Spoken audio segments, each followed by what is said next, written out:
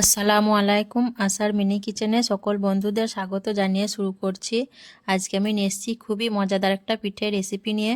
তো শীতকাল মানেই তো বন্ধুরা পিঠে পুরির দিন, পিঠে খাওয়ার পালা। তো এরকম পিঠের রেসিপি একটা যদি সন্ধ্যেবেলায় থাকে তো আড্ডার আসরটা খুবই ভালোভাবে জমে যাবে। আর এই পিঠেগুলো খেতে এতটাই মজার হয় যে একটা খেলে আর একটা খেতে চাইবেন। আর যাকেই খাওয়াবেন সেই কিন্তু বারবার রিকোয়েস্ট করবে এই পিঠে বানানোর জন্য। তো আজকে আমি নিয়ে এসেছি ঝাল পিঠার রেসিপি। তো চলুন পিঠাটা দেখে নেওয়া যাক।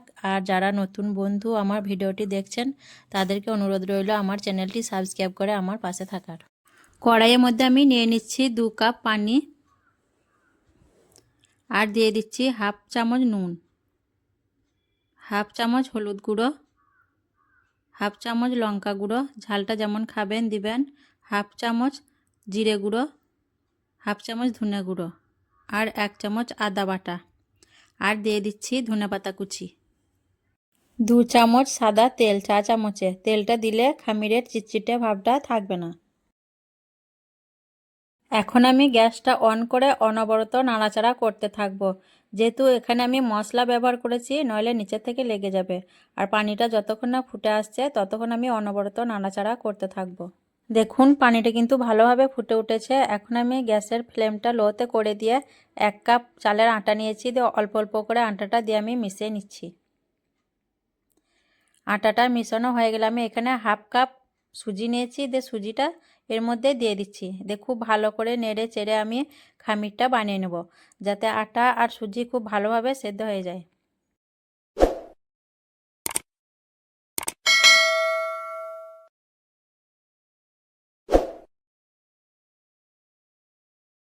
বেশ কিছুক্ষণ নাড়াচাড়া করানোর পর দেখুন আটা আর সুজি খুব ভালোভাবে সেদ্ধ হয়ে গেছে, সুজির দানাটা নেই, খামিরটা আমার তৈরি হয়ে গেছে। এখন গ্যাসটা অফ করে দিলাম, দিয়ে আমি খামিরটা একটা থালার মধ্যে নিয়ে নেব। খামিরটা আমি এখন থালার মধ্যে নিয়ে নিচ্ছি। খামিরটা নেওয়া হয়ে গেলে আমি খুব ভালোভাবে খামিরটা আগে ঠান্ডা করে নেব, তারপর খুব ভালোভাবে মথে নেব।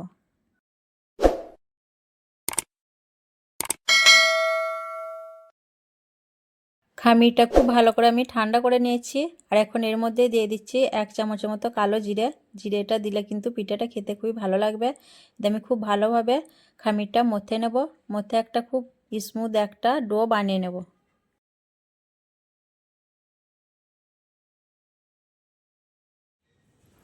দেখুন খামিরটা আমি খুব ভালোভাবে মথে নিয়েছি, আর স্মুথ একটা ডো তৈরি হয়ে গেছে। এখন আমি খামিরটা থেকে লেচি কেটে নেব, আর লেচিগুলো একটু বড় বড় করেই কেটে নেব। সব লেচিগুলো কাটা হয়ে গেলে আমি গোল করে পাকিয়ে নেব।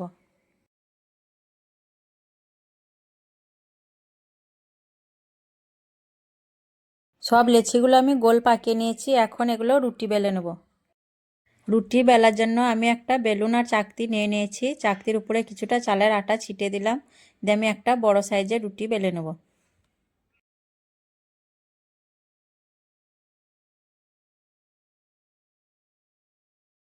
তো রুটিটা আমার বেলা হয়ে গেছে। আর রুটির পুরুত্বটা দেখুন, খুব মোটা করে বেলে নিয়ে আবার খুব পাতলাও করিনি, মাঝারি পুরুত্বের একটা রুটি আমি বেলে নিয়েছি।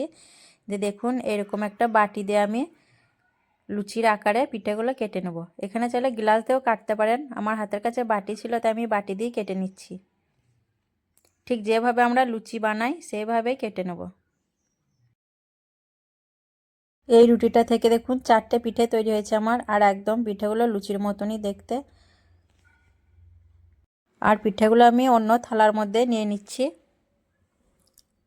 আর এই যে বাকি অংশটা আছে এটাও আমি বাদ দেবো না, এটা পরে বেলে নেবো, দিয়ে আবারও এইভাবে পিঠে কেটে নেব।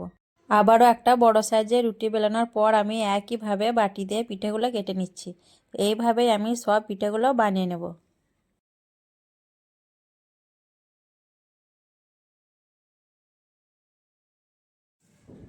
পিঠেগুলো আমার সব তৈরি করা হয়ে গেছে। এখন আমি পিঠেগুলো ভেজে নেব।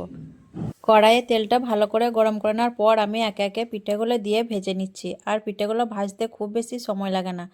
হালকা লাল কালার হয়ে আসার পর দেখুন পিঠেগুলো আমি তেল থেকে তুলে নিচ্ছি। তো একইভাবে আমি একটা একটা করে পিঠেগুলো সব ভেজে নেব। আর পিঠেগুলো দেখুন খুব সুন্দরভাবে ফুলে উঠছে। আর এই পিঠেগুলো খেতে কিন্তু অনেক মজার হয়, আর খুব নরম হয় পিঠেগুলো।